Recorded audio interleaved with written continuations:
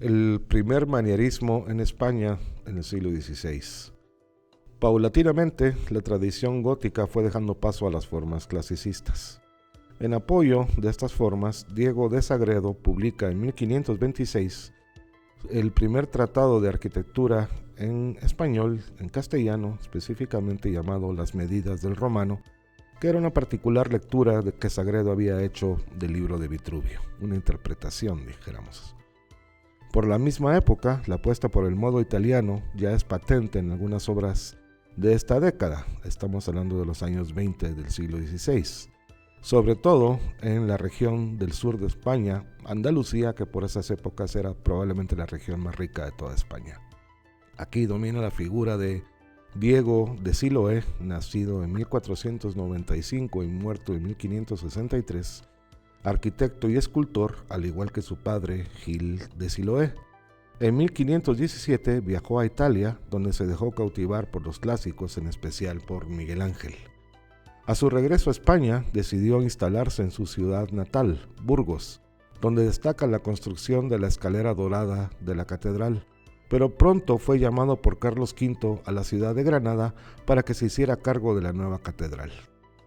La escalera dorada de la Catedral de Burgos. En esta escalera, Diego de Siloé trató de crear una composición simétrica, aunque incorporando los motivos clásicos más como relato que como soporte. Vemos la influencia de la escalera de la biblioteca de San Lorenzo de Miguel Ángel, sobre todo en el primer tramo de esta escalera, y también con el concepto de escaleras que se bifurcan después de un primer tramo a tramo doble para llegar otra vez a unificarse en una puerta en un nivel superior en un último tramo. La Granada de Carlos V es un caso particular porque este rey emperador quiso hacer de Granada una de las sedes de su corte imperial, rompiendo con la tradición hispana tardogótica y apostando por la tradición clásica romana. El reflejo de este proyecto se dio en dos edificios. En primer lugar, el Palacio del Emperador en la Alhambra, obra de Pedro Machuca, y la Catedral de Diego de Siloé, que habría de funcionar como panteón real. Granada, además de tener el apoyo de la corona, contaba con su estratégica posición en Andalucía, región privilegiada por el comercio con América. Pero ninguno de estos factores fue suficiente para romper la ordenación urbana de tradición hispano-musulmana, con lo que los proyectos de Carlos V quedaron como islotes en medio de la ciudad propia del periodo de ocupación musulmana de España. Acuérdense que Granada fue la última capital de un reino musulmán en la península ibérica y fue conquistada por los reyes católicos en 1492. La Catedral de Granada, obra de Diego de Siloé, que partió del diseño tardogótico que había hecho Enrique de Egas, es decir, el trazado original es de Egas, de una iglesia de planta de salón con nave unida al presbiterio y sin marcar el transepto, típicamente del gótico del siglo XV. Siloé aprovecha el desarrollo de la girola del ábside para jugar con la planta circular. Efectivamente vemos detrás del presbiterio la planta circular de lo que en las iglesias góticas francesas correspondería al coro, y en el caso de la tradición hispánica es un altar secundario. El presbiterio, bajo la cúpula, se convierte en el protagonista así de la obra. La articulación del conjunto se basa en órdenes clásicos. Aquí vemos una sección de este presbiterio cupulado de la Catedral de Granada con una cúpula en intrados dividida en 3 niveles con 2 órdenes de columnas en los 2 primeros y la cúpula radial con nervios en la parte superior cubierta por una techumbre. Sin embargo, las formas clásicas fueron empleadas con un sentido poco ortodoxo. Hemos de decir que en este aspecto se muestran más manieristas que renacentistas. El montaje se realiza de modo que sin romper la proporción de los elementos, se logra el efecto de la verticalidad de las catedrales góticas. La articulación de los muros con sus entablamentos quebrados fue otra de las licencias manieristas que se tomó Siloé. Ahora vamos a hablar de Pedro Machuca, hijo de una noble familia española. Residió en Italia a comienzos de los años 20 del siglo XVI y a su regreso a España, Carlos V le encomendó la construcción de su nuevo palacio junto a la Alhambra de los reyes moros, los antiguos gobernantes de Granada. Esta construcción, el Palacio de Carlos V, podemos calificarla como manierista, con una serie de propuestas que se adelantan a las de los manieristas italianos de mediados del siglo XVI.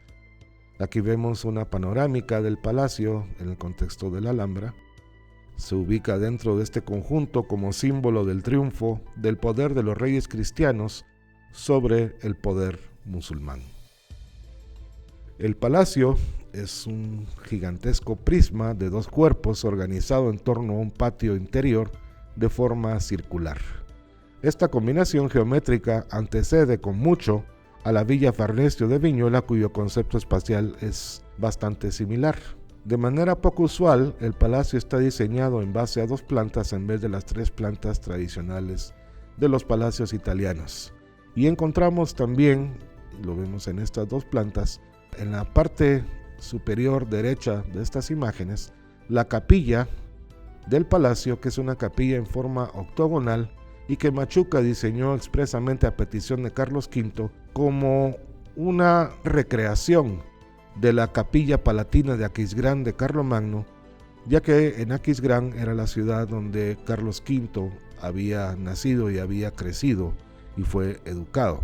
La fachada exterior, constituida por los dos cuerpos, recupera motivos italianizantes, como el primer cuerpo almohadillado y el segundo cuerpo en base a órdenes clásicos. La portada, realzada sobre la fachada, la que vemos en esta foto, está articulada con una gran riqueza, recordando diseños como la fachada de San Lorenzo de Miguel Ángel, utilizando elementos miguelangelescos como la alternancia de frontones triangulares con frontones escarzanos, que son los curvos que están a ambos lados de los triangulares en la parte central. El resto de las fachadas siguen en orden con ese basamento almohadillado y arriba semicolumnas y pilastras empotradas en los muros. Algunos de los detalles que vemos aquí nos muestran la obra de construcción de este palacio, quizás el mejor ejemplo del primer manierismo español y uno de los mejores de toda Europa en su época.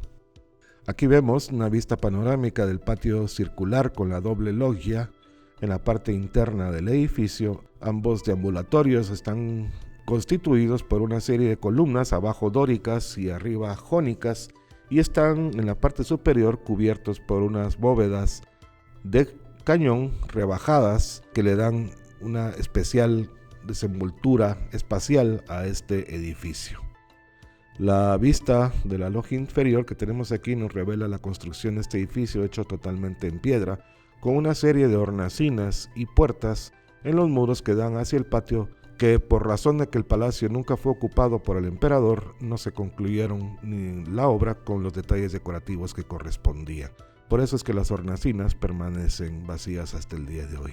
Luego vamos a encontrar el manierismo en Castilla, con la superación del tardogótico que se dio en Andalucía con cierta premura, fue mucho más pausada en Castilla, tal como hemos visto en esta larga fase prerrenacentista. En muchos casos, las formas manieristas se asocian con arquitectos forjados en la tradición gótica que fueron abandonando a lo largo de una larga carrera esta misma tradición. Uno de ellos, Alonso de Covarrubias, nacido en la provincia de Toledo en 1488, recibió una formación de cantero, lo que le permitió entrar en el taller de los hermanos Egas de tradición gótica. En los años 30 del siglo XVI, logra la maestría de las obras de la Catedral de Toledo y de los alcázares reales.